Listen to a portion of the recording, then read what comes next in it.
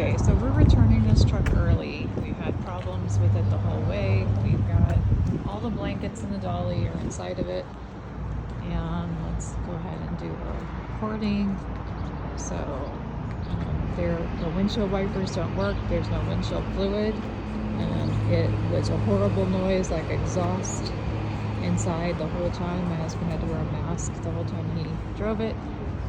And the only thing we can show is that this mirror did pop and break at some point during the trip.